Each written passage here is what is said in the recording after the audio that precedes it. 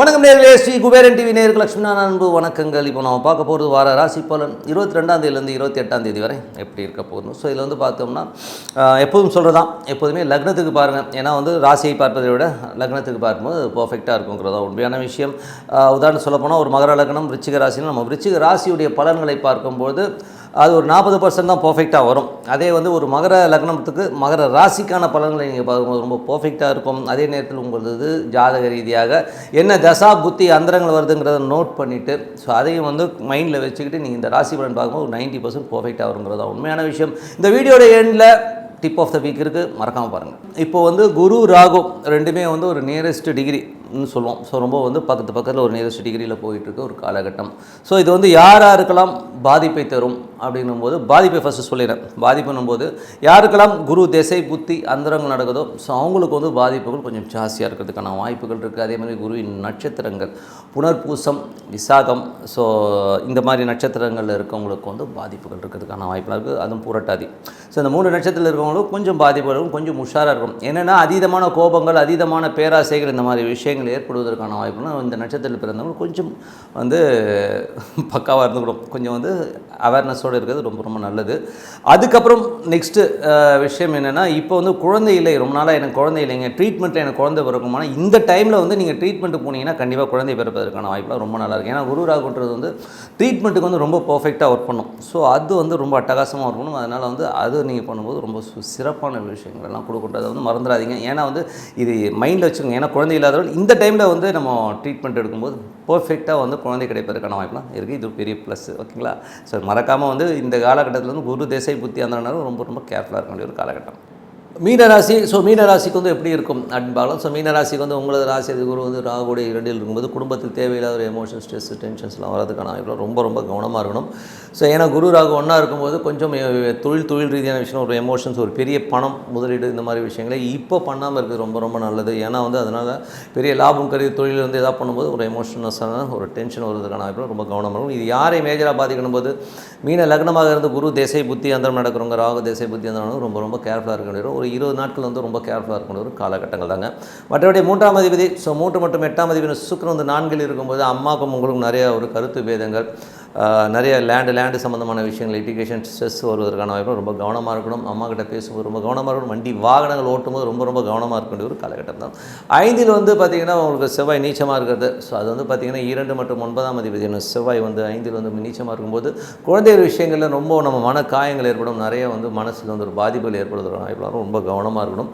ஏன்னா வந்து செவ்வாய் வந்து நீச்சங்கிறது வந்து பார்த்திங்கன்னா நமக்கு வந்து மன காயங்கள் அதிகமாக ஏற்படுத்தும். மற்றபடி பொருளாதார ரீதியில் ஒன்றும் பெருசாக பண்ணாது, பட் இருந்தாலும் ரொம்ப டென்ஷன் ஏற்படுத்தோம்னா கண்டிப்பாக ஏற்படுத்தும் அப்படிங்கிறதான் உண்மையான. இது யாருக்கு மேஜராக பாதிக்கணும் வந்து மீன லக்னமாக வந்து செவ்வாய் திசை புத்தி அந்தரம் நடக்கிறவங்க கண்டிப்பாக பாதிப்பை ஏற்படுத்துவதற்கான வாய்ப்பாக இருக்கணும். கொஞ்சம் கவனமாக இருக்கணும். ஏன்னா அதாவது அந்த மாதிரி ஒரு விஷயத்தை ஏற்படுத்திடும். குடும்பத்தில் பார்த்திங்கன்னா நமக்கு தேவையில்லாத ஆட்கள் தேவையில்லாத குழந்தைகளால் வந்து ஒரு டென்ஷன் ஒரு ஸ்ட்ரெஸ்ஸு டென்ஷன் இதெல்லாம் வரும். ஸோ அதனால் வந்து கொஞ்சம் எமோஷன் ஆகாமல் பொறுமையாக இருக்கணும். அது மட்டும் பார்த்துக்கிட்டா போதும்.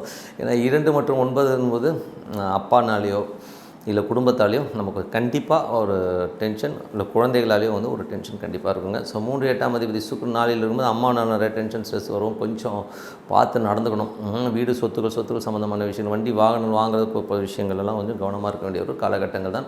5இல் வந்து செவ்வாய் நீச்சமாக இருக்கும்போது குழந்தைகள் நம்மளை அவமானப்படுத்துவது குழந்தைகளோட செயல்பாடுகள் நம்மளை வந்து ரொம்ப காயப்படுத்துவதற்கான வாய்ப்புகளும் ரொம்ப கவனமாக இருக்க வேண்டிய ஒரு காலகட்டங்கள். 6ஆம் அதிபதி சூரியன் வந்து உங்களுக்கு 3இல் இருக்கும்போது வேலையில் நிறைய மாற்றங்கள் இருக்கணும். உங்களது முயற்சிகள் வேலையில் வந்து நல்லா அங்கீகாரம் கிடைக்கிறதுக்கான வாய்ப்புலாம் ரொம்ப சிறப்பாக புதிய வேலை கிடைக்கும். இது வந்து யாருக்கு நடக்கணும் போது மீன லக்னமாக வந்து சூரிய திசை புத்தி அந்தரம் நடக்கிறவங்களுக்கு வந்து நிறைய மாற்றங்கள் நல்ல விஷயங்கள்லாம் நடக்கும். மற்றபடி வந்து பார்த்திங்கன்னா 7ஆம் அதிபதி புதன் வந்து பார்த்திங்கன்னா உங்களுக்கு 2இல் இருக்கும்போது கணவன் மனைவி உறவில் வந்து நல்ல ஒரு ஏற்றமான விஷயம் நல்ல ஒரு ஆக்கப்பூர்வமான விஷயங்களாக இருக்கும். கொஞ்சம் சப்போர்ட் பண்ணுவாங்க. 8ஆம் அதிபதி சுக்கிரன் வந்து 4இல் இருக்கும்போது வீடு சொத்துக்கள் வாகனம் அம்மா சம்மந்தமான விஷயங்கள் ரொம்ப கேர்ஃபுல்லாக இருக்கணும். அதனால் நமக்கு ஒரு பிரச்சனையோ ஒரு டென்ஷனோ கண்டிப்பாக உருவாகுன்றது வந்து மைண்டில் வச்சுக்கணும். இது யாருக்கு மேஜராக நம்ம பாதிக்கணும் போது மீன லக்னமாக இருந்து சுக்கிர திசை புத்தி அந்தரம் நடக்கிறவங்க மேஜராக வந்து ரொம்ப கேர்ஃபுல்லாக இருக்க வேண்டிய ஒரு காலகட்டங்கள் தான். 9ஆம் அதிபதியான செவ்வாய். ஸோ 9ஆம் அதிபதியான செவ்வாய் வந்து உங்களுக்கு நீச்சமாக இருக்கும்போது அப்பா முன்னால் உங்களுக்கு ஒரு டென்ஷன் ஸ்ட்ரெஸ் வரும்.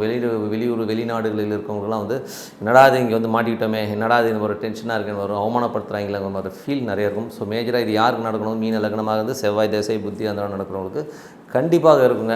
ஸோ தொழில் ரீதியான விஷயங்கள் குரு வந்து ராகுவோட இருக்கும்போது நிறைய எமோஷனான டெசிஷன்ஸ் எடுக்காதீங்க தொழிலில். ஸோ தொழிலில் கொஞ்சம் கேர்ஃபுல்லாக இருக்கணும். இருக்காலும் 15-20 நாட்கள் வந்து எதாக இருந்தாலும் கொஞ்சம் போஸ்ட்பான் பண்ணிக்கிறது ரொம்ப ரொம்ப நல்லது.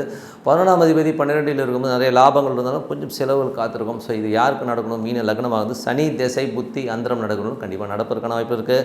So tip of the week. So tip of the வீக்கில் வந்து இந்த வாட்டி நம்ம சொல்ல போகிற விஷயம் ரொம்ப ரொம்ப ரொம்ப ரொம்ப முக்கியமான விஷயம் என்னென்னா, ஜென்ரலாக வந்து யார் எந்த ராசி அதிபதி எந்த லக்னம் எந்த 12 ராசிக்காரங்க யாராக வேணா இருங்க.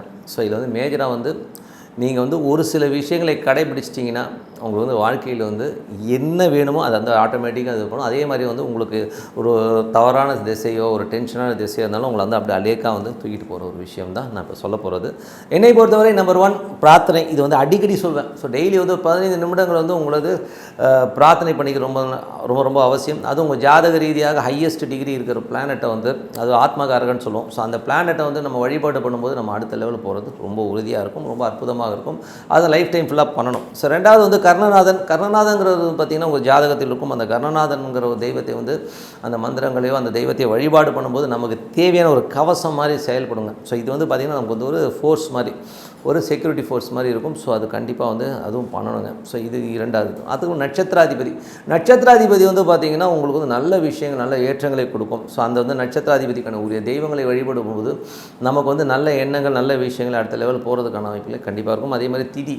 ஸோ நீங்கள் எந்த திதியில் பிறந்தீங்களோ அந்த திதிக்கான தெய்வங்களை வழிபடுது. அந்த திதி வரும்பொழுது அந்த 15 நாளைக்கு ஒரு உங்கள் திதி நீங்கள் பிறந்த திதி வரும்போது அன்றைக்கி வழிபாடு பண்ணும்போது ரொம்ப ஏற்றமான விஷயங்கள் இருக்குங்க. ஸோ இது வந்து அதே மாதிரி கிழமை.